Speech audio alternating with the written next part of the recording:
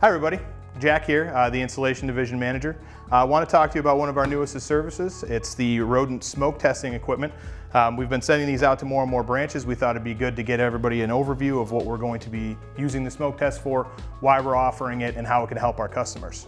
So this here is our smoke kit. We're going to be sending this out to branches. Some of you already have it, you've been using it. It comes with a pretty decent amount of information, as you can see in front of me. Every kit has the same information, same ingredients, pretty straightforward. We start with a bunch of reference material. We have the SDS, which is important because this is smoke that we're introducing into homes. People are going to want to know about it. There are some hazards with breathing issues. We want to let people know. We also have frequently asked questions that we've gone through after a couple years of research, found in the industry, things we've run into. Gives you a little bit of reference there. And then two other sheets, kind of where smells are coming from and why you would want to do smoke tests, what's the best time to do smoke tests. Again, just basic info to give you reference as you're doing the service. We also offer two different sheets, check sheets. You know I love paperwork. So we've got a qualification worksheet that we're going to do before we perform a test. Give us an idea of what the home is like. Can we perform the test? What might the technicians run into? And then we have the service agreement or service ticket. This is just going to show what we did and what we found. This is important because it'll actually be able to tell the customer whether they passed or failed the smoke test. We'll talk about passing and failing later in the video. The last thing that we have is the warranty. The warranty is simply just a year warranty for the actual equipment that's in here. If it breaks within a year, we can send it back, get it back, no issues, no costs. This is mostly for the managers just to understand that, hey, if something goes wrong with this, we do have some backup. I've already warranted every piece of equipment before it gets to the branch, so you don't have to worry about that. Some basics on the smoke testing. The reason we're doing this is we're finding a lot of rodent issues are originating from issues with plumbing. That might be a break, it might be plumbing that they changed or moved in the house, retro work being done. We'll be doing trapping for years at this point and not being able to solve the issue. Well, that's because we can't see the issue. So the smoke gets introduced into the home and then it finds the path of least resistance. At that point, we'll be able to see exactly where the smoke is coming from to pinpoint where there might be an issue that we can't see with the naked eye. The other thing that we found that is extremely effective for is American roaches. If you know anything about American roaches, they love moisture. A lot of times when you find an American roach infestation in a home, it's because there's a leak. So we can use this test, very simple, pretty cheap, about $300 for us to do it. It's no less than $550 for a plumber to do it, so we're cheaper. It's a part of our new rodent program and it can be used for a variety of different reasons. So now that we've gone through the basics of what the kit might be, all the paperwork that comes with it, we're gonna open this thing up, we're gonna get it set up, and we're gonna show you everything that's inside.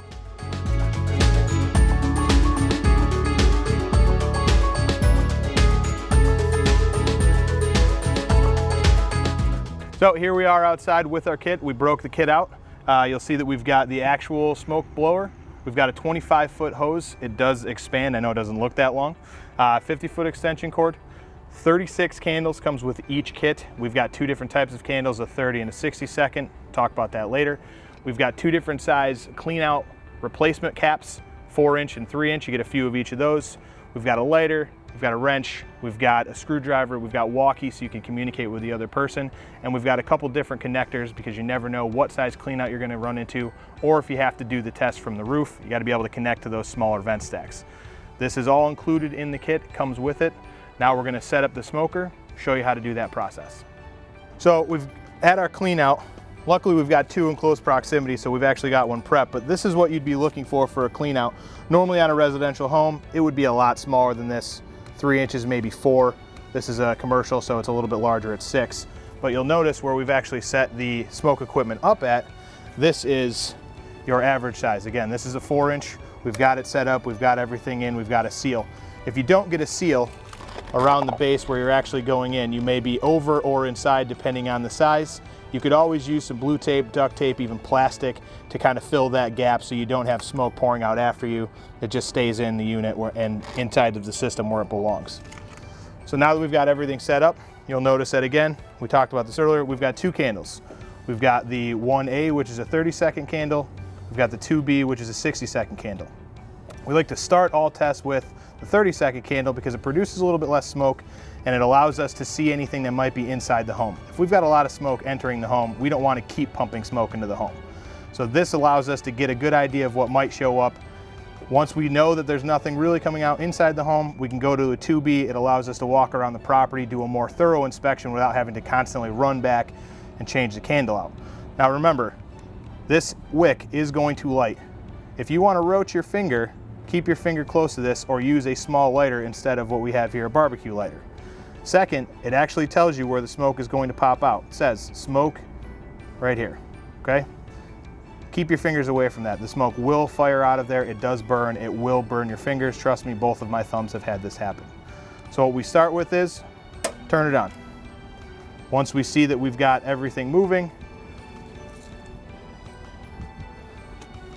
we could then light our candle. Again, we've got someone inside checking the interior. We're outside lighting the smoke candle. See how that fires off? You just put it inside the track. You want to keep the hole that says the smoke's going to enter from close to the fan so it actually will pull it in. Please don't put your hand in the fan. And now you see that the smoke goes right into that unit. Now don't be alarmed with the smoke coming from different parts of the unit. It's not a perfectly sealed piece. That's pretty normal. All right, so now we've got more candles lit, and now we're checking for different areas on the property where we should see smoke. And if you notice on this vent stack here, we've got smoke pouring out. Now you want to take note, there's a little bit of smoke coming out from around the shingles near there. That's something to look at in the attic. That could just be the seal from the vent stack to inside of the home. We would look around the entire property. We'd be looking for smoke exiting anywhere in the grass from potentially other buildings nearby. And all of the vent stacks on the roof, normally there is one per bathroom. Kitchens and laundry will normally be on their own as well.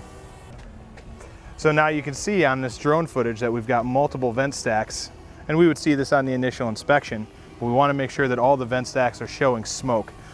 Again, sometimes you might need to actually go on the roof and put the smoke through the vent stack because a clean out won't be accessible. So as we were doing our inspection, we noticed that across the street, we found another clean out that didn't have a cap on it that is now showing smoke. It's not attached to the same building. That'll happen in some older neighborhoods or neighborhoods that are cookie cutter. Same contractor does them. He might connect a couple different buildings. This is something we always want to look for because that's where pests, rodents, even American roaches can get into the system, ants, anything. Just a wide open space. Perfect time for a breeze. Now you can see right down into that clean out. That's something that we'll have to address with the homeowner to make sure we get that taken care of. That could be the source of all of our issues. We would have never known it had we not had smoke coming out.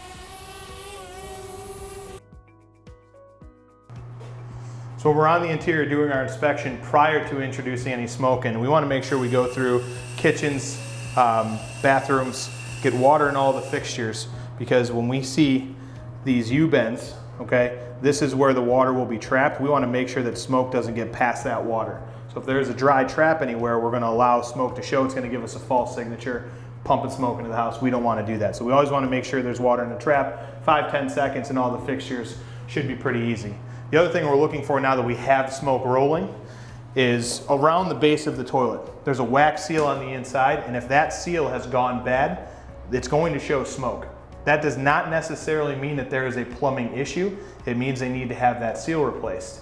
This still will be an issue for a customer though, because it could be releasing some toxic gases into the home and does have the potential to allow some pests. So we want to make sure if we see smoke on the seal, we let the customer know. So when we're inspecting our kitchens, whether this is a commercial setting or residential, we always want to check the sink. Again, we're going to be running the water. We already have smoke going. We already ran the water. In this setting, you can't see the pipes. We'd be looking at the pipes, making sure we don't have any smoke. We don't. And again, in commercial settings, sometimes you've got drainage or water hookups in other areas. You always want to make sure you check all of these areas. Anywhere there's draining is going to be connected to the central plumbing. We don't want to have any smoke exiting in any of those areas. So now we're in my favorite place, the attic. We're not looking at insulation, though I do want you to pay attention. Again, what we're looking for with a smoke test is anything that's going to be entering the attic. There are going to be different vents that when air is circulating, you might get some smoke in naturally just from the air circulation, but we want to look at wherever the vent stacks are, make sure that there's no smoke coming out around those vent stacks or from those pipes. If we see anything, we want to point it out. We want to make sure there's no issue. That's all we have to do in an attic. You're just keeping your eyes open and your nose available, because you will smell the sulfur from that candle if it's lighting out anywhere in the attic. Let's go back downstairs.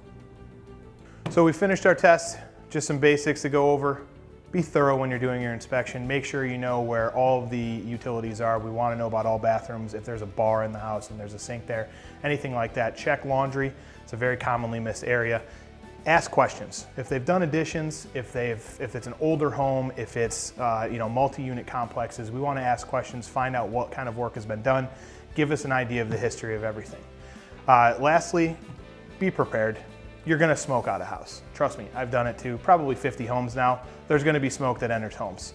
Make sure that it's well ventilated. The homeowners are aware of what's gonna happen. Set the expectation. Things are gonna go well. They're gonna be helpful, or they're gonna be thankful that you were so helpful in finding these issues. Don't be afraid to make that mistake. Just be prepared. If you have any questions, please call me anytime. You can also call Alex Pernis. We're always available to answer your questions. We try to train everybody on these. We are available to do paperwork to get you the smoke handles. All of the smoke handles and the paperwork are available on Bug Mall, so you can order them once you run low. If you need a kit, call me directly. I'll get it ordered for you. So again, be thorough, be prepared, keep adding value to the lives we touch. Please use this as a preventative service. It works as a solution as well, but this really goes a long way with getting the rodent issues taken care of at the beginning. Thanks a lot for watching.